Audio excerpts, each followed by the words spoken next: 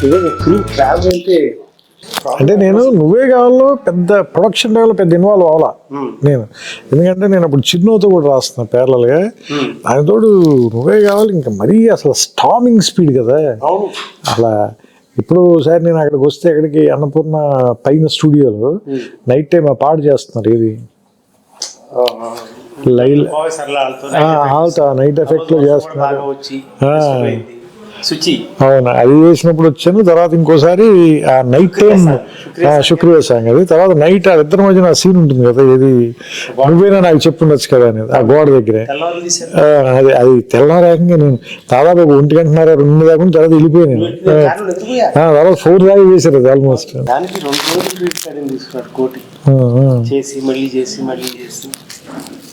నువ్వు వచ్చాక నేను డబ్బింగ్ లో ఉన్నాను, రికార్డింగ్ లో ఉన్నాను. బాబు నెక్స్ట్ నువ్వు డైరెక్టర్, నెక్స్ట్ నువ్వే చేయాలి. అందుకే నేను అన్నిట్లోనే ఉన్నాను. ప్రాబ్లం ఎక్కడ వస్తుందంటే, ఇది వరకటి రోజుల్లో స్క్రిప్ట్ రాసి డైలాగ్ వర్షన్ వినిపించేవాళ్ళు నిర్మాత లేకపోతే డిపార్ట్మెంట్ అందరూ ఉండి వినేవాళ్ళు. సో రాసిన చదవడం కాదు, నువ్వు చూసింది మేము చూసేవాళ్ళం ఆ ట్రావెల్కి. అది మన పక్క రూమ్, మేము రాసే రూమ్ కాకుండా పక్కన ఇంకో రూమ్ ఉండదు, అందరూ కూర్చునేవాళ్ళం సెట్టింగ్. సో అందుకే ఈ సినిమాకి మనం ప్రకాష్ రాజ్ కాకుండా ఎవరిని ఊహించుకోలేకపోయాం. ఆ డిక్షన్తో సహా డైలాగ్ చదివి చెప్పేటప్పుడు ఓకే ఆర్టిస్ట్ మీతో కాదు కానీ ఇతను ఫిక్స్ అయిపోయాడు. సో అందులో 22 సీన్స్ ప్రకాష్ రాజ్ కాకుండా ఎవరిని ఊహించుకోలేదు. 22 సీన్స్ గుర్తుంది నాకు. నేను అన్ని ఏంటంటే, నేను సెట్లో ఫస్ట్ మీరు హౌస్ సెట్ వేసిన తర్వాత అప్పుడు వెళ్ళి లొకేషన్ చూసి వచ్చారు, వచ్చి చెప్పారు నాకు అక్కడ హౌస్ అవుట్డోర్లో వేద్దాం అనుకుంటున్నాం అది ఇది అని. ఇది నానక్రామ్ కూడా వేసిన తర్వాత అప్పుడు అదే సెట్లో ప్రకాష్ రావు వచ్చింది. ఫస్ట్ డే నేనే కూర్చుని మొత్తం ఆ 22 సీన్స్ నేరేట్ చేస్తుంటే అతను తన హ్యాండ్ రైటింగ్తో రాసుకున్నాడు. అప్పుడు ఇంకా తెలుగు రాదు కానీ కన్నడలో రాసుకున్నాడు ఆయన మొత్తం అన్ని సీన్స్. గుర్తుంది నాకు, 22 సీన్స్ రాశాడు మొత్తం. అలాగే అది కూడా గుర్తు. నేను సుహాసిని గారితో సీన్ చేస్తుంటే వస్తే మీరు ఆ డైలాగ్ చెప్పారు, మంచివాడ చెడ్డవాడ అంటే కాదు మణిరత్నం. నాకు అంటే అందులో రాసిన డైలాగ్ ఏంటంటే, అసలు మంచివాడ చెడ్డవాడ కాదు మొగుడు అంతే ఉంటుంది. దానికి మీరు మంచివాడ చెడ్డవాడ అంటే కింద ఇద్దరు మెట్ల మీద పైన తీస్తున్నారు మణిరత్నం అన్నట్టు. నేను గట్టిగా నవ్వు వస్తే బయటికి వెళ్ళిపోయాను. Fantastic travel.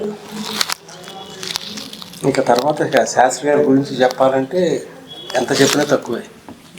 నాకు బాగా గుర్తు ఏంటంటే, మీరు నాకు మద్రాసు నుంచి ఫోన్ చేశారు, ఏది ఆయన ఆ పాట రాశారు, ఏది ఊనవుచారు. అందులో నాకు బాగా నచ్చింది. అందులో అది ఏది పట్టపగలు ఎవరైనా రాత్రిని చూస్తారా, ఆ కురులు చూపిస్తే కాదనక చస్తారా. అసలు ఆయన దీనికి పడ్డ ప్రసవ అంటే అన్నిటికీ అట్లాగే పడతాడు. ఇది ఈ పాట రాసి ఇది తీసుకుని ఊటీ వెళ్ళి షూట్ చేయాలి. ఎక్కడ న్యూజిలాండ్ నుంచి వచ్చాము, నాన్ స్టాప్ అంతా వర్క్ అంతా. సో అవతల శంకర్ మాధవ్ వచ్చాడు కోటి స్టూడియోకి. నేను చెప్పి ఒత్తిడి చేయలేను. అల్టిమేట్గా మనం అందరం కోరుకునేది మంచి పాట రావాలి కానీ పాట రావాలని కాదు. ఏం చేయాలి, ఓకే పాట ఆపేయాల్సి వస్తుంది, రకరకాలుగా ఉంటుంది. అరే ఆగా వచ్చింది అది బిగిన్ చేసి అప్పుడు వరుస సరే పద బయలుదేరతాం అని పల్లవి బిగిన్ చేసి కార్లో రాసుకుంటూ వెళ్ళి నీకు అందులో పల్లవులు మొత్తం ఉండవు. అది ఎక్కడ మిస్ చేసేయండి. అదే ఆ కురులు చీకటిలో చిక్కుకుని అని, ఆ కురుల చీకటిలో చిక్కుకుని ఉంది. యాక్చువల్గా తర్వాత కంప్లీట్ చేస్తారు, ఆ కురులు చూపిస్తే కాదనక చేస్తారు. బెస్ట్ పార్ట్ ఏంటంటే, ఆయన రాసే ప్రతి లైన్కి మనం ఫాలో అవుతూ ఉండేవాడు. అల్టిమేట్గా తీసుకొచ్చి దీని పాట అని అంటాం కాదు. ఒక్క లైన్ రాసిన దానికి అసలు ఎక్సైట్ అయిపోయాడు. ఒక్కొక్క రోజు ఒక్క లైనే అంతే. తను చాలా రకరకాలు రాసి అక్కడ పెట్టేవాడు.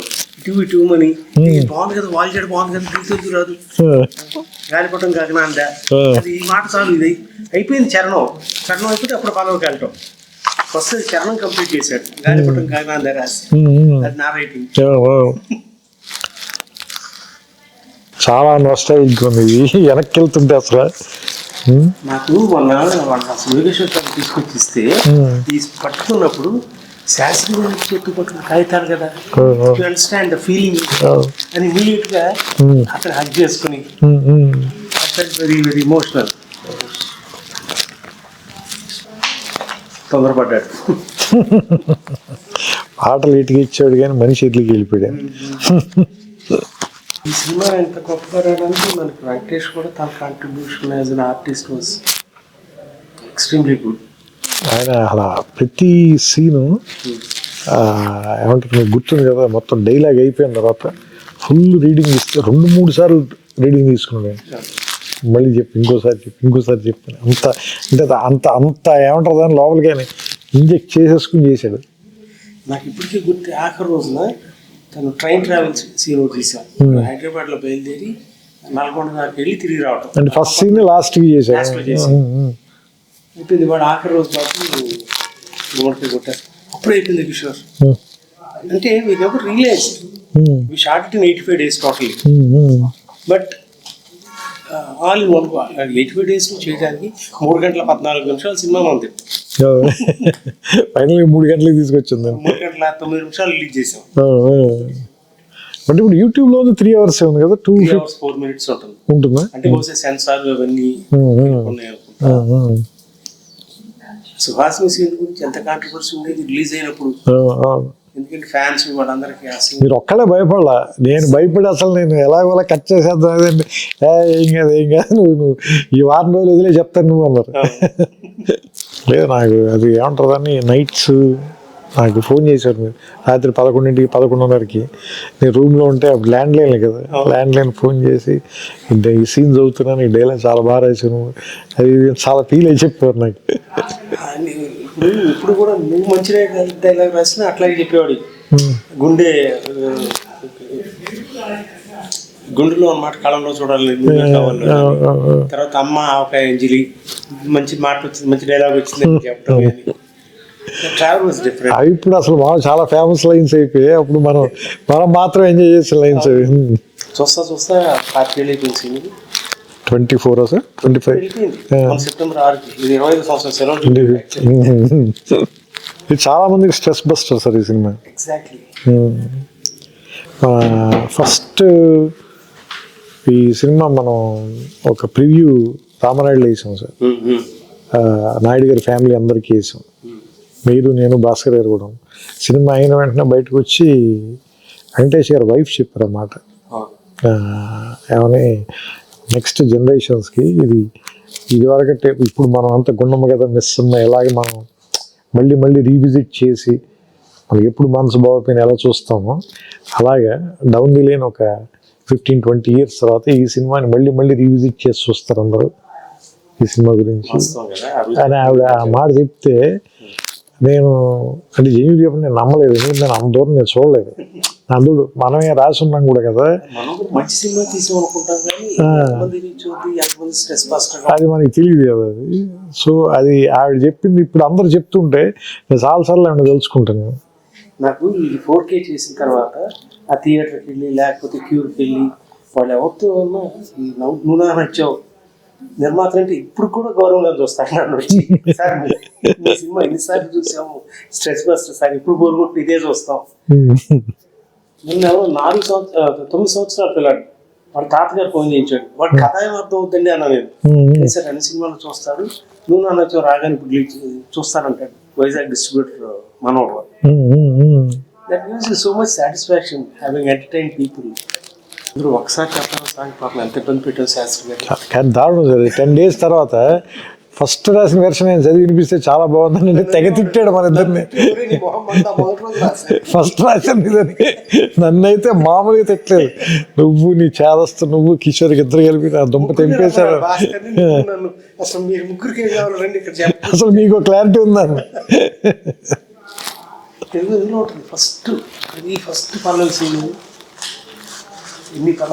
నాకు గుర్తుంది. ఫస్ట్ పల్లవి ఏది ఉంటుంది ఒక్కసారి చెప్పలేవా? ఇది పైన ఉంది సార్, ఒక్కసారి చెప్పలేము. ఇది ఫస్ట్ అదే ఫస్ట్ పల్లవి కాపీ చేసింది తను రాసిన డేట్లు. ఇదిగో ఫస్ట్ పల్లవి ఒక్కసారి అయిపోయింది కదరా, ఫస్టే రాసే కదా, ఎదురుగానే ఉంటుంది. అంటే సినిమా కథ మొత్తం ఇందులో ఉంటుంది. ఫస్ట్ చూడండి సార్ 4 లైన్లు అవే ఉన్నాయి. చెంత చేరి పంచుకోవా ఆశని శ్వాసని, మన గుండె గుప్పెడంతా తన ఊహ ఉప్పినంత, ఉదిగుండ మనక వదిలేయమంటూ బతిమాలుతున్నవే. ఆ 4 lines వాడాం సినిమాలో కూడా. అన్యాయం కదా. సరే 10 days మళ్ళీ 10 days తర్వాత మళ్ళీ అక్కడికి వచ్చి బెస్ట్ పార్ట్ ఏంటంటే again not to say anything about anybody, ఆయన రాసిన ప్రతి పాట చూస్తే 4-5 సీన్లు కలిపి అందులో చెప్పాల్సిన సారాంశం అందులో ఉంటుంది మనకి, లేకపోతే కథలో సారాంశం కానీ. అండ్ మీరు అన్నట్టు మొన్న అన్నారు చూసారా, పాట అక్కర్లేదని చెప్పే పాటలతో వచ్చేది ఆయన ఒక్కడే సార్. ఎస్, ఆయనకి పాట రాస్తే డబ్బులు వస్తాయి కదా, కానీ ఆయన అలా కాదు, ఇక్కడ పాట పడదండి. అవును, 4 రోజులు నా పాట రాయడానికి కేటాయించి నేను షూటింగ్కి అన్ని ఏర్పాట్లు చేసేసుకున్నాను, నువ్వు పాట రాసేసి మిక్స్ చేసి షూట్ చేయగలను. సరే నేను వెళ్ళిపోమన్నాడు ఆ రోజు. అన్నయ్య ఉన్నాడు, తర్వాత నేను ఫోన్ చేశాను, సార్ రా ఈ పాట అవసరం లేదు.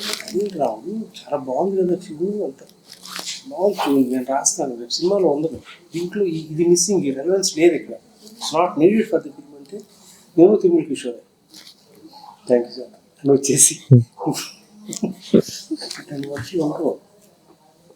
అయినా హీ టుక్ ఇట్ వెరీ చాలా ఒక సీక్రెట్ ప్రొఫెషనల్గా తీసుకున్నాడు ఆయన. చాలామంది సీరియస్గా అంటారు కదా, లేదు సీరియస్గా కూడా కాదు, ఆయన చాలా డివైన్ ప్రొఫెషనల్గా తీసుకున్నాడు. ఒక విషయం, మన కోసం ఎప్పుడు పాట రాయాలి, తను తృప్తి చెందితే మనకి ఇవ్వడం, మనం పట్టుకెళ్ళడం కుదరదు, ఆ ఇంటికి రాదు, బయటికి పేపర్ రాదు, రాస్తా పాడి నా ఇంకా చూసేవాడు, నాకు తెలుస్తుందిలే అని చెప్పి అమ్మటి పేజ్ మార్చేవాడు. దాదాపు మేము ఇద్దరం కలిపి 400 రాత్రులు గడుపుకుంటాం, అంటే 89 పాటలు, ప్రతి పాటకి ప్రతిరోజు రాత్రి ఆయనతో ఉండాల్సిందే. That was my fortune, I was so fortunate to spend so much time with him. చాలా చాలా సమయం గడపగలిగాం. ఒక చిన్న ఉదాహరణ, గౌరీ అనే సినిమాకి ఒక పాట రాశారు, పాట అంతా ఓకే, కోటికి ఓకే, నాకు ఓకే, శాస్త్రి గారికి ఓకే. వాయిస్ మిక్సింగ్కి వెళ్ళాల్సిన చోట ఒక చిన్న ఇబ్బంది పడ్డాడు కోటి, ఎవరే అని తను ఇచ్చిన ట్యూన్లో ఉంది, అది ఇందులో లేదు, నేను అడ్జస్ట్ చేసుకుంటాను శాస్త్రి గారు అన్నాడు.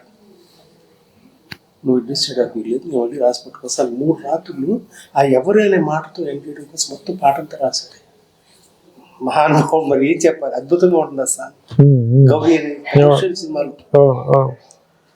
అలాగే అది కూడా నువ్వే కావాలి, కళ్ళలో కళ్ళు పిడిచారు, చాలా దానికి ఎక్కువ రోజులు అని రాసిన పాట అది. మిగతావన్నీ చాలా ఫాస్ట్గా రాశారు, మిగతావన్నీ మద్రాసులో రాశారు. మరి సినిమా అంతా చెప్పాలి కదా, ట్యూన్స్ అన్నీ అయిపోయినాయి అప్పటికి.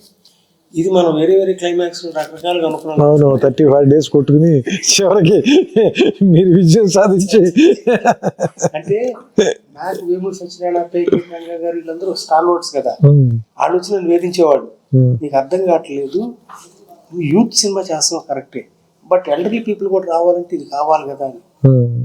నేను 2 minds, నువ్వు చెప్పినప్పుడు చాలా అద్భుతంగా నచ్చింది నాకు, అంటే చాలా యూత్ఫుల్గా ఉందని. బట్ ఈ సెక్షన్ ఆఫ్ ఆడియన్స్ కానీ అదేంటంటే మనం, అంటే నేను ఎందుకు కన్విన్స్ అయ్యానంటే మీరు చెప్పినప్పుడు మన సినిమా చూసి ఫస్ట్ బాగుంది అనుకున్న ఇన్సెప్షన్ పాయింట్ అదే కదా, దాన్ని మళ్ళీ ఇప్పుడు ఈరోజు ఎందుకు డిఫై చేస్తున్నాం అంటే ఈగో వల్ల, లేదా ఇంకేదైనా మనం క్రియేట్ చేయాలని మన క్రియేటివ్ ఈగో అనేది. బట్ అది కదా అసలు యాక్చువల్గా మనని అటువైపు పుల్ చేసింది, అలా ఆ సినిమా చేయాలని మనం పుల్ చేసిన విషయం అదే కదా. మిగతా సినిమా అంతా మారుస్తున్నప్పుడు అసలు మీరు ఏ ఒక్క సీన్ అందులో మనం వాడలేదు, మీరు దేనికి అప్రోచ్ చేయలేదు, ఈ ఒక్కటే మాత్రమే యాజ్ ఇట్ ఈజ్ అలాగే ఉండాలని ఎందుకు అంటున్నారు. సో అది నాకు స్ట్రైక్ అయింది. అది స్ట్రైక్ అయిన తర్వాత నేను అప్పుడు భాస్కర్ గారితో చెప్తే ఆయన కూడా లేదు ఆయన వాదనలో నిజం ఉంది, మనం ఎంత టఫ్గా మాట్లాడినా సరే అని. అప్పుడు ఆ తర్వాత రోజు మళ్ళీ వచ్చి దానికి మార్చి మళ్ళీ రాసాము. అది ముందు బాలీవుడ్ కూడా పాడారు ఒక వెర్షన్, ఎంతవరకు గుర్తుంది, కళ్ళలోకి నాకు గుర్తులేదు సార్, గుర్తులేదు. భాస్కర్ బాగుంటుంది అన్నాడు, భాస్కర్ ఫీమేల్ వాయిస్ అయితే బాగుంటుంది, చిత్ర గారితో బాగుంటుంది యాక్చువల్లీ. నేనంటే నాకు అది విన్నట్టే గుర్తు, బాలు గారు విన్నట్టు గుర్తులేదు నాకు. తర్వాత ఇది చెన్నై నుంచి వచ్చింది, టేప్ రికార్డులు పెట్టుకొని క్యాసెట్ పెట్టి కళ్ళం నీళ్ళు, వాడు తరుణ్ కూడా వచ్చాడు, వాడు పడుకుంటా. శాస్త్రి గారు రాసిన మన పాటల్లో మాట గుమ్మ చెల్లి దగ్గర నుంచి ప్రతిదీ చిత్ర గారి పాట, స్రవంతి వాళ్ళ పాట కదా క్లైమాక్స్ సాంగ్స్. తర్వాత దిల్ రాజు కూడా అనేవాడు, భయ్యా నీకు మళ్ళీ పాటలు మా చివరిలో లాస్ట్ సాంగ్. అదే ఆ సాంగ్ చాలా వాటికి ఇన్స్పిరేషన్ సార్. మీకు సంతోషంలో సాంగ్ కానీ చాలా వాటికి, అంటే అది ఒక వే పేవ్ చేసింది, అంటే ఆ సిచ్యుయేషన్ కానీ ఆ సాంగ్ కానీ చాలా వాటి మనకి నువ్వేలు వేలు కూడా ఎంత చాలా చాలా మంచి పాట రాశాడు ఆయన కూడా బాగా రాశాడు ఆయన. ఫ్యాన్స్ ఉమ్. నువ్వే కావాలి అది కొన్ని పాటలు ఇక్కడ నేను కొంత తీయలేక నేను మా నాన్నగారికి చెప్పాను సార్ మీరు మ్యాజిక్ చేసిన ఏం చేయాలి నాకు తెలియట్లేదు అన్న. ఆయన రాసినది బాగా తీయలేదు నాకు అర్థమవుతుంది అది మీరు కొంచెం పని చేయాలి దీంట్లో అంటే సార్ నాకు వదిలిపెట్టండి అన్నది. అదే ఎక్కువ రోజులు ఎడిట్ చేశాడు ఆయన ఆ సాంగ్. అంటే స్రవంత్ అంటే పాటలు కదా బేసిక్గా, అది సినిమా అది యాక్చువల్గా. అంటే నేను చెన్నై ఫస్ట్ టైం లేడీస్ స్టైల్కి వచ్చినప్పుడు నాకేదో ప్యాషన్తో రాలేసి ఎవరో స్నేహితులు వాళ్ళందరికీ సినిమా తీయాలి కోరిక ఉండి ఒక అడ్మినిస్ట్రేటివ్ ఆఫీసర్ నేను ఇతనైతే చేస్తాడు బాగా అనే ఉద్దేశంతో వచ్చి ఆ సినిమా అయ్యేటప్పటికి నాకు పరిచయం అయిన వ్యక్తులు ఎవరు, ఒక సీతారాం శాస్త్రి గారు, ఒక తనిఖీల భరణి, హరి అన్మూరు, ఇళయరాజా గారితో పనిచేయటం, వంశీ లాంటి మనిషి, విమర్శించగా ఇది కదా క్రీమ్ ఆఫ్ ది ఇండస్ట్రీ. అంటే ఒక్కొక్క క్రాఫ్ట్లో ది బెస్ట్ పీపుల్తో అసోసియేట్ అయ్యి ట్రావెల్ చేసే అవకాశం. దీన్ని విడిచిపెట్టి ఎట్లా వెళ్తాను నేను? So I was so fortunate. I started following in love with the cinema. ఇంక అప్పటి నుంచి ఇక ఇందాక నువ్వు వస్తున్నావు వెయిట్ చేస్తా, నువ్వే కావాలతో నా అప్పులు తీర్చుకున్నాను, నువ్వు నాకు నచ్చావుతో ఇదిగోకుంటాం నివాసం ప్లస్ కానీ దానికి చాలా డబ్బు వచ్చింది, దాచుకుంటే 100 కోట్లు అయ్యేదేమో. కానీ ఇంకో సినిమా తీయడానికి డబ్బులు ఉంటే చాలా మా స్వప్నంతోనే చేశాను నేను. No regrets. సో మనకి నిజంగా మనకి తెలుసు ఆ టైంకి అది ఫ్లో అవ్వాలంతే. మనం మీడియం సార్ అంతే, నాకు అదే అనిపిస్తుంది. అంటే ఏదో హ్యూమిలిటీతో ఏదో చెప్పడం కాదు కానీ ఆ క్షణం వరకు మనకి నిజంగా ఏం తెలుసు. నువ్వు నచ్చో ఎగ్జాక్ట్గా చెప్పాలంటే ఒక 1 month పాటు చాలా ప్రెషర్లో ఉన్నాను సార్. ఎందుకంటే టేక్ ఆఫ్ ముందు అసలు ఎలాంటి కథ చేయాలి అనే దానికి నేను మిమ్మల్ని విజయభాస్కర్ గారిని ఇద్దరిని రెచ్చగొట్టేశాను. నేను వెంకటేష్ గారికి కథ చేసేస్తున్నానని చెప్పేసాను మీ ఇద్దరికి. సరే మీరు మీ అనుభవం కొద్దీ పెద్ద ఎక్కువ ఆవేశపడకుండా సర్లేసి ఎక్కువ ప్రెషర్ ఫీల్ అవ్వడానికి take your time and do it, let us see ఎలా జరిగితే ఎలా జరుగుతుంది అన్నట్టు చెప్పారు మీరు. ఎందుకంటే మీరు అసలు ఒక్కసారి కూడా ఫోన్ చేసి ఎంతవరకు వచ్చిందని అడగల. ఎందుకంటే మీకు తెలుసు అడిగితే ఇంకా ప్రెషర్ ఫీల్ అయిపోతాడని. ఒక 30 days కూర్చున్నాను నేను భాస్కర్ గారు. రోజు రావటం, ఆయన ఇంట్లో కూర్చోవటం, లేదంటే నా రూమ్లో కూర్చోవటం, లేదంటే శ్రవంతి ఆఫీస్కి రావటం, కొమ్మం తింటాం, వెళ్ళి పడుకోవటం తప్ప అసలు ఏమి ఒక 20 days 30 days అయితే ఏమీ రాలేదు sir. Nothing was in my mind. ఒకరోజు సడన్గా నాకు కళ అనుకోవచ్చు సార్, మీరు కళ లాంటిది నిద్రపోతుంటే వచ్చిందో ఏంటో అలాంటి ఫీలింగ్. ఏంటంటే ఒక కాలనీలో ఒక అమ్మాయి తాలూకు ఎంగేజ్మెంట్ జరుగుతుంది. ఫస్ట్ చెప్పింది గుర్తుందో లేదో, ఎంగేజ్మెంట్ జరుగుతుంది. అదే కాలనీలో వాళ్ళ ఇంటి ఎదుర్కొన్న ఇంట్లో అద్దెకి దిగారు. ఎవరు హీరో వాళ్ళ ఫాదర్, వాళ్ళ మదర్ లేదు కాబట్టి రేపు పంపించడానికి పాలు కావాలి, వెళ్ళి వాళ్ళ ఇంటికి వెళ్ళి తీసుకురా అంటే వాళ్ళ ఇంటికి వచ్చినప్పుడు ఆ అమ్మాయి వాళ్ళ ఇంట్లో ఎంగేజ్మెంట్ జరుగుతుంది, ఆ అమ్మాయికి అనే విషయం మీకు తెలుస్తుంది. అక్కడ వాళ్ళిద్దరు మొట్టమొదటి పరిచయం. అక్కడి నుంచి లవ్ స్టోరీ స్టార్ట్ చేద్దాం సార్. ఎందుకంటే ఎవరైనా ఇప్పుడు దాకా ప్రీ క్లైమాక్స్లో కదా హీరో హీరోయిన్కి వేరే వాళ్ళతో ఎవరితో ఎంగేజ్మెంట్ అవడం. Suppose if it is the Inception point వేస్తే అంటే అప్పుడు మీరు అన్నది కూడా నాకు చాలా కష్టం కదా, మరి మిగతా సినిమా అంతా ఎలా నడుపుతుంది, పైన ఎట్లా నడుపుతుంది దీని మీద, అది నీకు ఎక్కడ ఇబ్బంది అనిపించుకున్నాను చెప్పాలి. ఏదో ఒకటి అంటే వైల్డ్గా కథ చెప్పేయటం కూడా కాదు కదా మన ఉద్దేశం. So it has to be under the society నార్మ్స్లో ఉంటూ ఎట్లా చేయగలవు నువ్వు అంటే then it started flowing sir. Next 10-15 రోజులు మొత్తం సినిమా ఫస్ట్ ఐడియా స్ట్రైక్ అవ్వగానే అన్నీ మారిపోయాయి. అసలు వాళ్ళ కాలనీలో దిగటం అనేది లేదు, వీళ్ళ ఫాదర్ ఫ్రెండ్స్ అని అదొకటే ఉంది, మిగతావన్నీ మారిపోయి. అది నిజంగా కత్తిమీద సాంగ్ మన మాట్లాడుతుంది ఒక క్లిప్ చూసాను. ప్రతి ఎక్స్ప్రెషన్ తీసుకోవడం దగ్గర ఇట్ వాజ్ నైఫ్ ఎడ్జ్. ఎక్కడ దాటా నువ్వు రాయటం, తను ప్రజెంట్ చేయటం కానీ యాక్టింగ్ పెర్ఫార్మెన్స్ అది అసలు మనం అంటే అంత ఫాస్ట్గా కంప్లీట్ అవుతుంది అనేది నేను ఊహించలేదు. స్ట్రైక్ అయ్యి అప్పుడు నాకు భయం వచ్చేసింది. ఏంటంటే మనం అనవసరంగా ఇది కమిట్ అయినట్టున్నాం మనం. నేను చెప్తాను, October 13న నువ్వే కావాలి రిలీజ్ అయింది. సో ఆ జోక్స్ లో వాటిలో నువ్వు ఎవరు వెళ్ళటం లేకపోతే నేను అక్కడెక్కడ పార్టీలు చేసుకోవటం అయిపోయింది. నవంబర్ లో ఎప్పుడు మరి సినిమా స్టార్ట్ చేసేద్దామా ఇప్పుడు ఫిబ్రవరిలో మనం సినిమా షూటింగ్ స్టార్ట్ చేసాం. నువ్వే కావాలి 100 days అప్పుడు నేను భాస్కర్కి లేవు చెన్నై రికార్డింగ్ లో ఉన్నాం. Piano song recording. అలా ఆశాసేని క్యారెక్టర్ రావడానికి ఒరే గుర్తుంది. వెంకటేష్ గారికి మొత్తం కథ చెప్పిన తర్వాత ఆయన కథ అంతా బాగుంది, నాకు ఏ చేంజ్ లేవు. ఆయన ఒకే ఒకటి అడుగుతాను, నేను సినిమా మొత్తం ఒకే ప్లేస్లో అయిపోతుంది, కొంచెం ఏమైనా బయటికి తీసుకెళ్లే ఛాన్స్ ఉందా? అలా అని ఈ కథలకు ఎసెన్స్ పోకూడదు, నువ్వేమైనా ఆ విషయంలో ఆలోచించంటే అప్పుడు ఇమీడియట్గా అది ఊటీ వెళ్తే ఎలా ఉంటుంది. ఊటీ వెళ్ళాలంటే అసలు ఆ అమ్మాయిని ఫస్ట్ ఇంట్రడ్యూస్ చేస్తే బెటర్ కదా. సో అలా ఫస్ట్ హాఫ్ జస్ట్ ఇంట్రడ్యూస్ చేయొద్దు, ఓ సాంగ్ ఉంటే బెటర్ కదా. సో అలా ఆ సాంగ్ వచ్చింది. సో దానివల్ల 2 సాంగ్లు వచ్చాయి. సెకండ్ హాఫ్లో బోనం ఉత్సవాలు వచ్చింది, ఫస్ట్ హాఫ్లోనేమో ప్రియతమ పాట వచ్చింది. అంటే భాస్కర్ గారికి ఏమో 6 పాటలు ఉండాల్సింది. అవును, వాళ్ళిద్దరు ఆర్మీ కనెక్షన్ కదా. శాస్త్రి గారు కూడా అదేనా, ఇది భువన్ చంద్ర పాట అయ్యాది. ప్రీతమ అని రాసినట్టున్నారు కదా, భువన్ చంద్ర గారు రాసినట్టున్నారు ప్రీతమ పాట పియానో సాంగ్. కోటి కూడా ఏ మాట ఎక్స్ట్రాడినరీ. అసలు ఈ సాంగ్స్ ఎంత అద్భుతంగా వచ్చినా బ్యాక్గ్రౌండ్ స్కోర్ మీకు తెలియదు.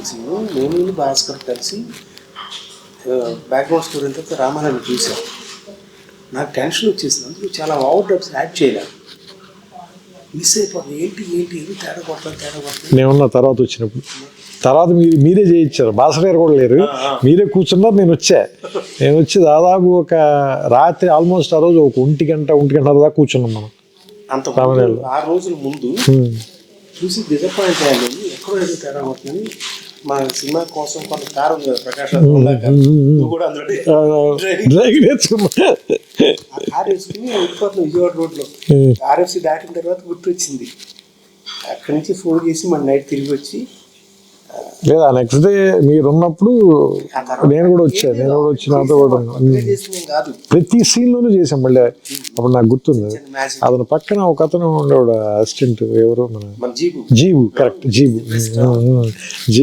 జీబు ఉండేవాడు. ఆయన దాదాపుగా ఆయన కన్సోల్ కూడా వదిలేసి బయటికి వెళ్ళి హీ మేడ్ ఇట్ హ్యాపెన్. కోటి గారు కోటి ప్రాణం పెట్టాడు అంటాడు భయ్యా, మనం చేసినప్పుడు లైఫ్ అంటే మ్యూజికల్ గా. అందులో నాకు ఆయన ఎంత పెద్ద టెక్నీషియన్ అనేది నాకు స్పృహ లేని వయసు కదా. ఐ వాజ్ టూ యంగ్ కదా సార్, 25.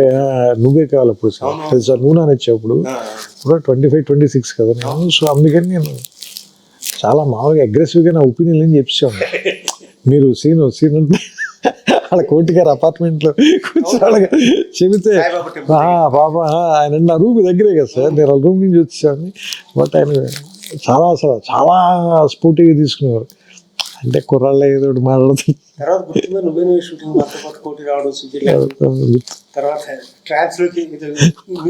పప్పులో చికెన్ కలిపి ఉండేవాడు, గుర్తుందా మీకు?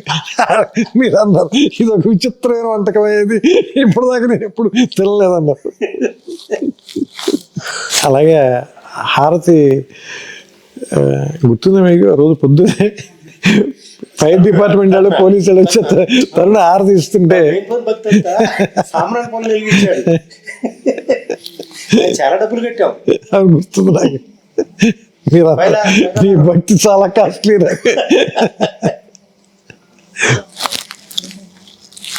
పొద్దున్నే స్నానం చేసి మంచి టవల్ కట్టుకుని మరి పూజ చేశాడు పొద్దున్నే. మరి పూజ చేసి వాళ్ళ అమ్మగారికి చెప్పాలి కోసం వాడు నేను చాలా భక్తిగా పూజ చేశాను. ప్రియతమ పాటకి ముందు ఒక సీన్ ఉంటుంది సార్, ఆశా సైనికులు వెంకటేష్ గారికి మధ్యలో ఒక సీన్ ఉంటుంది, పికప్ సీన్ ఒకటి. అంటే చాలా మెలోడ్రామాటిక్ గా మాట్లాడతాడు. నేను మిమ్మల్ని చూడలేను, నేను ఎందుకంటే మీ కళ్ళలో చూస్తే తట్టుకోలేని ఇవన్నీ చెప్తాడు కదా. సీన్ ఒకటి రవీంద్ర బాబు గారు చాలా బాగా లైటప్ చేశారు. నేను లొకేషన్కి వచ్చాను, అది రామానాయుడు స్టూడియోలో పైన ఫ్లోర్లో తీశారు. అది నేను వచ్చినప్పుడు అసలు ఈ కాస్ట్యూమ్ కూడా చాలా బాగుంటుంది. ఎవరికి మన వెంకటేష్ గారి కాస్ట్యూమ్ కూడా చాలా బాగుంటుంది. ఆ అమ్మాయి కూడా చాలా బాగుంటుంది, ఎవరు ఆశాది కూడా మంచి కాస్ట్యూమ్. నేను చూస్తున్నాను అది చూస్తున్నాను, చాలా బాగా లైట్ తీశారు. కెమెరా వర్క్ అంటే న్యూజిలాండ్ సాంగ్స్ ఉన్నమాట చెప్పలేవు ఆ పాట చాలా బాగా తీసేదండి. ఉన్నమాట చెప్పలేవు పాట అదే అసలు మీకు గుర్తుంది లేదు, మన బస్సులో వెళ్తుండేవాళ్ళం కదా, వెంకటేశ్వర సాయంత్రం చాలా ఆపేసి సన్సెట్ బాగుంది ఇక్కడ తీసేద్దాం 2 షాట్లని, ఆయన అసలు ఇమీడియట్గా అసలు నాకంటే నేను తర్వాత చాలా పాటల కోసం కానీ లేదంటే సీన్ల కోసం కానీ అబ్రాడ్ వెళ్ళాను, కానీ that was my first trip కదా, అందుకని దట్ వాజ్ వెరీ స్పెషల్. ఇది న్యూజిలాండ్లో ఉన్న ఆ లొకేషన్స్ కానీ అంటే అందులో బెస్ట్ సీనిక్ లొకేషన్స్ అన్ని చేసాం. సదరన్ న్యూజిలాండ్లో కింద నుంచి పై దాకా వచ్చి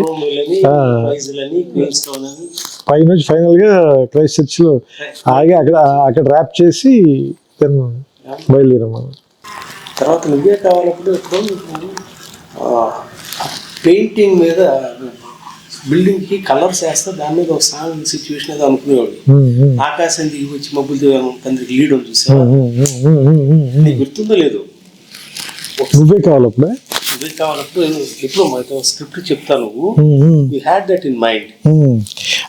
కరెక్ట్, పెయింట్ కలర్స్ వేస్తారు మ్యారేజ్ కి ముందు ఎప్పుడు ఇంటికి కలర్స్ వేస్తారు కదా, దానిపైన అనుకున్నాను. దాంట్లో నుంచే ఆకాశం దిగి వచ్చి మబ్బులతో మన తండ్రి అట్లా. శాస్త్రి గారు దానికి ఎన్ని రోజులు రాశారు తెలుసా పాట? గుర్తుంది, 8 రోజులు రాశారు. నేను ఆ పాటకి ఫుల్ ఫ్లెడ్జ్డ్గా ఉన్నా పూర్తిగా. అంటే నువ్వు నచ్చాలి అన్ని పాటలు కూర్చున్నా నేను, ఎక్సెప్ట్ ఓ నవ్వు చాలా పాట ఒకటే తప్ప. ఎందుకంటే దానికి నేను హైదరాబాద్లో ఉన్నాను, మీరు అక్కడ ఉన్నారు కాబట్టి.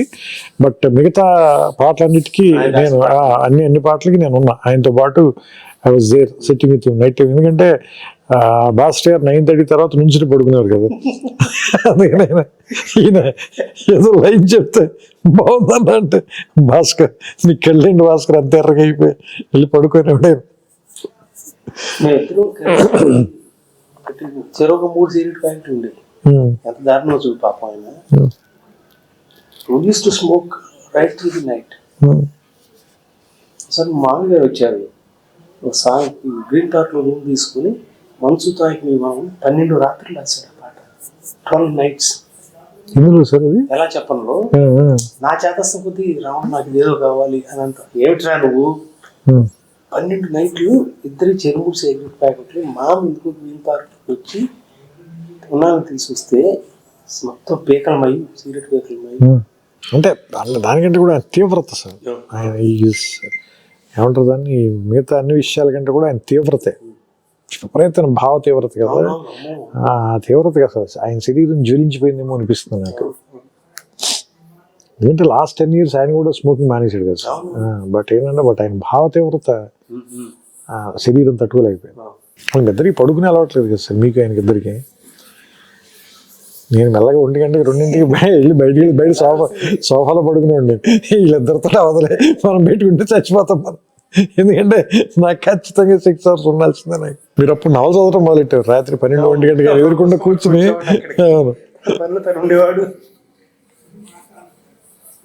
ఎవరైనా భీమ్బాయ్ మనకి కిందకి వెళ్ళి టీలు తీసుకొస్తున్నాడు. నేను ఆ పెంట్ హౌస్ బయట కూర్చున్న రాత్రులు, those are the best days, అంటే బెస్ట్ నైట్స్. దాని రిజల్ట్ కదా ఇవాళ కూడా వెంకటేష్ గారి వైఫ్ సినిమా చూసి కాలం గుర్తుపెట్టుకున్న సినిమా. ఇవాళ ఎవరిని అడిగినా కానీ ఎవరితో మాట్లాడినా అది స్ట్రెస్ బస్టర్ అండి. నాకు ఎప్పుడు మూడ్ బాగా లేకపోయినా వెళ్ళిపోయి సినిమా కాసేపు చూస్తాను. అట్లాంటివి చాలా తరచుగా వింటూ ఉంటాం. బట్ అంటే కథ విన్న వెంటనే సార్, అంటే అందరికన్నా మనం ఎవరికి ఎక్కువ క్రెడిట్ ఇవ్వాలంటే వెంకటేష్ గారికి. కథ విన్న వెంటనే గుర్తు కింద మీరు వెయిట్ చేస్తున్నారు. మీరు భాస్కర్ గారు అసలు తెగ టెన్షన్ పడిపోతే వీడు పైకి వెళ్ళాడు, వీడు అసలు ఏం చెబుతున్నాడు, వీడు మనకి చెప్పిన కథ చెప్తున్నాడా లేదా ఈ టెన్షన్లో మర్చిపోయి వేరే అని చెప్తున్నాడు. అంటే నేను కంప్లీట్ అయిన తర్వాత కథ ఆయన అసలు కిందకు వచ్చి మీతో ఒకటే మాట, ఇప్పుడు వీఆర్ డూయింగ్ కిషోర్ గుర్తుంది కదా మీకు మాట, వీఆర్ డూయింగ్ దిస్ ఫిల్మ్ అంతే. అదొక్కటే మాట చెప్పాడు, ఇంకా అసలు ఏమి మాట, ఒక్క సింగిల్ లైన్ అంతే. అసలు ఎందుకంటే ఇమ్మీడియట్గా అప్పటికప్పుడు ఆయన ఏమంటారు దాన్ని అన్ని విషయాలు సెటిల్ చేసి వెళ్ళిపోయాడు అంతే.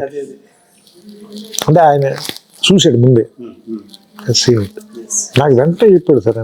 నెక్స్ట్ డైలాగ్ రాయడానికి ముందు ఇంకోసారి ఊటీ దాని కరెక్షన్ చెప్పడానికి వెళ్ళినప్పుడు, ఇది క్యారెక్టరైజేషన్ బేస్డ్ సినిమా సీన్ ఇది, దీని అందుకని ఏంటంటే నువ్వు నాకు డైలాగ్ రీడింగ్ మాత్రం కొంచెం 1-2 సార్లు నువ్వు నాకు ముందే డైలాగ్ రీడింగ్ ఇచ్చేస్తే నాకు if I have dialogue with me so నేను ఇంకా ఏమన్నా దాని మీద వర్క్ చేయడానికి ప్లే చేయడానికి బెటర్ అవుతుందని ఫస్ట్ ఆయన అడిగింది ఆయన డైలాగ్ ఇచ్చాను. టెక్నిక్ గా పోర్ట్రే చేశాడు. ఆ సినిమాలో హీరోయిజం కాదు ఉండేది, నొబిలిటీ ఆఫ్ ది క్యారెక్టర్, ఆ క్యారెక్టర్ నోబుల్నెస్. ఒక్క ఫైట్ లేదు సార్ సినిమా, ఒక్క ఫైట్ లో ఒక హీరోయిక్ డైలాగ్ ఉండదు, ఫైట్ లేదు కదా అన్నది దెబ్బతింటాడు చిన్నపిల్లలతో. అంటే ఆయన కాబట్టి అంత ఏమంటారు ముందుకు వచ్చి చేసేయడమో అనిపిస్తుంది కదా. సో ఒక్కోసారి అది మనకి అసలు ఆ థాట్ రావడం ఆయనకే చెప్పాలనిపించటం. ఎంతమంది దాన్ని అంత జడ్జ్ చేయగలుగుతారు, అట్లా చూడగలగాలి మొత్తం. అంటే అందులో ఏం ట్విస్ట్ ఉండదు సార్, ఏది అసలు ఏ రకమైనటువంటి కమర్షియల్ ఎలిమెంట్ ఉండదు. చాలా అసలు ఒక రకంగా చెప్పండి చాలా ఫ్లాట్గా అనిపిస్తుంది వింటున్నప్పుడు. ఎందుకంటే చెప్తున్నప్పుడు మనకి పాటలు గట్రా ఏం ఉండవు కదా సార్, మన దగ్గర మ్యూజిక్ కూడా ఉండదు. But he has seen the film అనిపిస్తుంది. బ్రహ్మానందం గారు ఆ బ్రహ్మానందం గారు ట్రాక్ రాయటానికి ఒకటి ఎక్కువ ప్రెషర్ ఫీల్ అయ్యాను సార్. ఎందుకంటే చాలా అంటే నేను ఫస్ట్ టైం బ్రహ్మానందం గారికి రాయటం అదే. అంటే అప్పటిదాకా నేను రాసిన స్వయంవరంలో కానీ బ్రహ్మానందం గారు లేరు, నువ్వే కావాలో లేరు, చిన్నవతలో ఉన్నారు కానీ చాలా చిన్న పోర్షన్ ఉంటారు, పెద్ద ఎక్కువ సీన్స్ ఉండవు, 2-3 సీన్సే. ఈ సినిమాలో చాలా ఇంపార్టెంట్ ట్రాక్, దాంతో చివరిలో క్లైమాక్స్ దగ్గర ట్విస్ట్ కి హెల్ప్ అవుతాడు.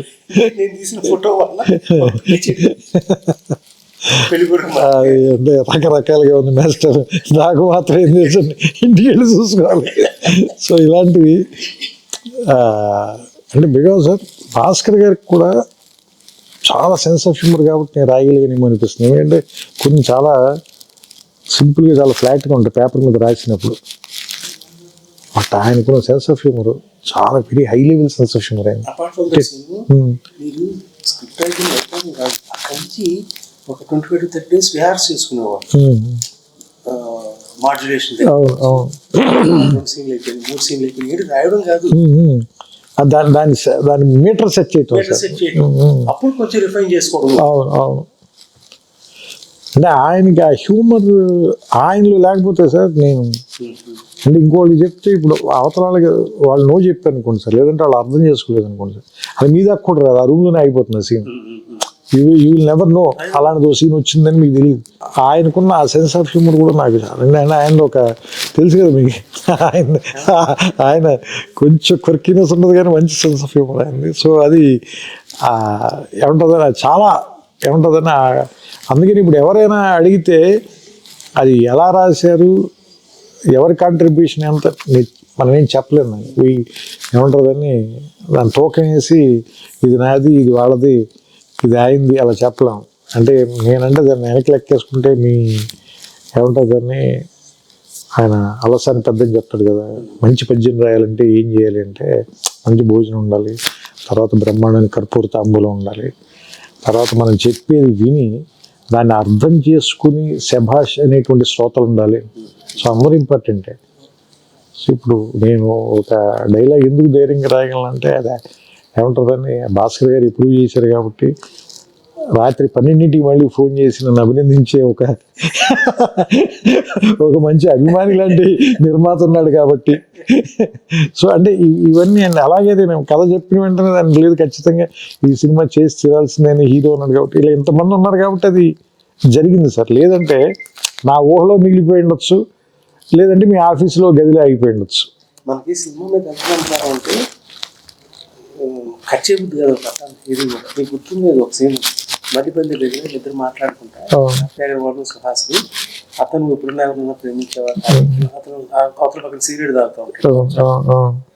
అది ఎడిటింగ్ లో తీసేద్దాం అనేది మీ అభిప్రాయం? కొంచెం ఇది అంటే రివర్స్ సార్. అది మీకు తెలుసు, సామాన్యంగా ప్రొడ్యూసర్ తీసేమంటాడు, ఇన్సెక్యూరిటీ ఫీల్ అయ్యి లాగుతోంది తీసేయండి బాబు అంటే నేను రివర్స్ పోరాడాలి, లేదండి చాలా బాగుండదు. ఇక్కడ ఇది పూర్తిగా రివర్స్, అంటే మేము తీసేద్దాం అంటే లేదు లేదు. మీకు గుర్తు లేదు, నేను భీమవరం నుంచి ఫోన్ చేశాను మీకు. నేను సంతాప సభలో ఉన్నోళ్ళ ఉన్న నా పరిస్థితి ఆల్రెడీ భీమవరంలో. ఎందుకంటే ఎవరు నేను సినిమా చూశాను సార్, సినిమా చూసి బయటకు వచ్చి నేను కూడా సార్ చాలా గొప్పలాగా నేను ఎవరిని అడగకూడదు అని అడుగుతాను. ఆ బయట ఎవడో కనిపిస్తే నేను అడిగాను, అడిగితే వాడిని అది 2-3 వారాలని అన్నాడు. నా పరిస్థితి అర్థం చేసుకోండి సార్, నేను ఇంటికి వెళ్ళి జెన్యూన్గా చెప్తాను సార్, మా అమ్మలో తలగబెట్టి పడుకున్నాను నేను. షోక్ కాదు, మా అమ్మ ఊళ్ళో తలగా పెట్టి పడుకున్నా, నీ సినిమాలకి పనికిరానేమో, ఏదో ఫ్లూక్గా రాసి ఉంటాను 2 సినిమాలు, నువ్వు చెప్పినట్టే నేను తప్పు చేశాను, లెక్చరర్ ఉద్యోగం చేసుకుని ఉంటే బాగుంటుంది అంటే పాప మా అమ్మకి అర్థం కాలే, ఆవిడ కొంచెం బెమ్మిలు ఎత్తిపోయింది ఆవిడ, ఏంటి వీడేంటి ఇలాంటివన్నీ మాట్లాడుతున్నాడని. లక్కీగా మీరు ఫోన్ చేశారు, అప్పుడు ఫోన్ చేసి నువ్వు హైదరాబాద్ రా చెప్తాను, నువ్వు ఎందుకు కంగారు పడుతున్నావు అంటే వచ్చిన తర్వాత నన్ను మీరు కార్లో చూపిస్తాను నీకు నన్ను తీసుకెళ్ళారు మీరు శాంతి థియేటర్కి. 10 మంది ఉన్నారు సార్ అక్కడ. నాకు మీరు నమ్మరు అసలు, మొత్తం చెమట్లు పట్టేసి ఒళ్ళంతా తడిసిపోయింది, ఏంటి 10 మంది ఉన్నారు, కంగారు పడగా చూడు అని. ఇద్దరం కార్లో కూర్చొని చూస్తున్నాం సరే, 8 మంది టికెట్లు తీసుకోగానే కౌంటర్ మూసేశారు. 10 టికెట్లు 15 టికెట్లు కదా, 8 మంది మూసేశారు. అప్పుడు నేను కొంచెం ఏమంటుందని నాకు ధైర్యం వచ్చింది. వెళ్ళి అప్పుడు ఇద్దరం పైకి వెళ్ళి ఆ ఫస్ట్ షో జరుగుతుంటే వెళ్ళి ఆ తలుపు తెరిచి బయట నిలబడి లోపల అందరూ ఎలా రియాక్ట్ అవుతున్నారు చూడు, నీకు ధైర్యం వస్తుందని చెప్పి నన్ను పక్కన నుంచోబెట్టుకుని మీరు ఆ షో చూపించారు. అప్పుడు ఆ రోజు రాత్రి పడుకున్నా, లేదా పర్లేదు ఏదో బాగానే ఉన్నట్టుగా ఉంది పరిస్థితి. అట్లాంటి సినిమాకి ఆ పరీక్షలు తప్పవు. నువ్వే కావాల్సిన తెలుసు కదా, ఓడియంలో పడంగానే అట్లుండే మేనేజ్ మా మామయ్య గారు అమెరికా నుంచి ఫోన్ చేశారు, కళ్యాణ్ 2 వారాలు అంతే. ఆయన నాకు చెప్పలేడు, బాబు సినిమా బాగాలేదు ఆడుతూనే ఉంది, 1 year ఆడింది అది. నాకు భీవరంలో, నేను అది భీవరంలో చూశాను సార్. భీవరం వెళ్తే భీవరంలో గేట్ కీపర్ ఉంటాడు కదా, నా అతను అడిగే సినిమా చూసి బయటకు వచ్చి చెప్పే కదా సార్, నేను వెతుక్కుని మరీ అడుగుతాను. అతను కష్టం సార్ అంది, కష్టం సార్ అని. నేను నడుచుకుంటూ వెళ్ళిపోయాను సార్ ఇంటికి, బండి మీద వెళ్ళాను నేను సునీల్ గారు. నేను అక్కడి నుంచి నడుచుకుంటూ వెళ్ళిపోయా షాక్లో, ఏంటి ఇలా ఉంది ఇలా చెప్తున్నారు. ఆ తర్వాత సార్ అదే థియేటర్లో 300 days ఆడింది సార్. నేను మళ్ళీ ఆ 300 days దానికి ఫంక్షన్గా మేనేజర్ పిలిస్తే నేను వెళ్తే ఆ గేట్ కీపర్ సార్ నేను మీకు ఫస్ట్ డే చెప్పి గుర్తులేదు మీకు అన్నది. ఇది కష్టం అని చెప్పినాడేనా, అది మర్చిపోయినట్టున్నది. నేను ఎలా మర్చిపోతాను సార్, విన్నది నేను కదా, నేను గుర్తుంది నాకు అనుకుంది. అంటే కొన్ని సినిమాలు అంటే డబ్బు తీసుకొస్తాయి సార్, కొన్ని సినిమాలు పేరు తీసుకొస్తాయి సార్, కానీ గౌరవం మాత్రం కొద్ది సినిమాలు తీసుకొస్తాయి. ఇందాక నేను చెప్పింది ఇవాళ కూడా ఇలా మంచిగా నేను తీసానంటే ఆ లుక్ డిఫరెంట్గా ఉంటుంది. అలాంటి రెస్పెక్ట్ తెచ్చిన సినిమా డౌట్ లేదు అందులో. కిరణ్ కూడా వాళ్ళ డాడీ సినిమా తీసేంటే ఎంతో గౌరవం ఆ చుట్టుపక్కల వాళ్ళందరికీ. నీదే ఆ సినిమా మీ నాన్నగారు తీస్తే అదే మీరు ఇప్పుడు మీరు చెప్పారు కదా రెడీ సినిమా చూసి పెళ్ళి రెడీ చూసి పెళ్ళికి రెడీ అన్నట్టు అందరూ మన అబ్బు రాసి పెళ్లి చేసుకుని పిల్లల్ని తీసుకెళ్ళాలా, తీసుకెళ్ళిన తర్వాత పెళ్లి చేసుకోవాలి మీది one of his best lines అది. తన కాదు తెల్లారినట్లు సినిమాకి, బట్ నేను చక్కగా నాన్న అబ్బు రాయి చేసుకో. సో ఇదివరకు మనం రిలీజ్ చేసినప్పుడు ఆస్ట్రేలియా యూకే ఇన్ని ఎక్కడ రిలీజ్ చేయాలి, ఆ రోజులు లేదు కదా ప్రింట్ లేదు. సో కొంతమందికైనా రీచ్ అవుతున్న ఉద్దేశంతో ఆ కంట్రీస్లో కూడా లిమిటెడ్గానే రిలీజ్ కానీ, బట్ యూకేలో కొంచెం ఎక్కువ రిలీజ్ చేస్తున్నట్టున్నారు 7 places-లోనే. Let us see how people want to have a look at it now. అంటే కమ్యూనిటీ బికాజ్ సార్ ఇప్పుడు ఇందులో కొత్తగా వాళ్ళు తెలుసుకోవాల్సింది అయితే ఏం లేదు sir, because they know this film, they own this film. వాళ్ళు లవ్ చేశారు, రిలీజ్ చేశారు దీన్ని, వాళ్ళ జీవితంలో చాలా మంది భాగం అయిపోయిన సినిమా ఇది, అందులో సందేహం లేదు. ఇప్పుడు ఏంటంటే కమ్యూనల్ ఎక్స్పీరియన్స్ కోసం సార్, అంటే ఎక్కువ మంది జనంతో అంటే ఒక కుటుంబంతో కలిసి చూసే చాలా మంది వాళ్ళ ఇళ్లలో ఓటీటీలోనో లేదంటే టీవీలోనూ, ఇప్పుడు చాలా కుటుంబాలతో కలిసి ఓ థియేటర్లో చూస్తూ ఒక ఎక్స్పీరియన్స్ని రివ్యూ వచ్చాక చూద్దాం డిసైడ్ చేసుకోవాలని అవసరం లేని సినిమా కదా. సో ప్రెషర్ లేకుండా వెళ్ళిన సినిమా ఇది కూడా మంచి ఎక్స్పీరియన్స్ యాక్చువల్గా. అంటే శుక్రవారం వచ్చి మొదటి ఫోన్ కాల్కి భయం ఉంటుంది కదా, సో అలాంటి భయం అక్కర్లేని ఒక ఎక్స్పీరియన్స్ని కూడా నాకు తెలిసి నువ్వు నేను వచ్చి పిలిచింది మనకి. Thank you sir, thanks for everything. లేదు నిజంగా ఎస్పెషల్లీ అంటే చాలామంది ఏమంటారు దాన్ని, చాలా గొప్ప పరిచయాలని, చాలా ఏమంటారు దాన్ని దీర్ఘకాలం ఉండే సంబంధాలు కూడా ఇచ్చింది ఈ సినిమా నాకు. అంటే వెంకటేష్ గారితో కానీ లేదంటే బట్ అంటే మీతో చెప్పలేదు, ఎందుకంటే అప్పటికే అంతకంటే ముందు నుంచి అంతకుముందు 2 ఏళ్ల ముందు నుంచే కూడా ఈ సందర్భంగానే అది ఈ కథ మనం టీవీలో అది మీకు తెలుసు కాబట్టి మనిద్దరు ఆ కుట్ర గురించి ఆ కుట్ర కోణం మనిద్దరికి శాస్త్రి గారికి తెలుసు కాబట్టి దాని గురించి ఇప్పుడు మాట్లాడుకోవద్దు. Love you sir. Right. Thank you sir.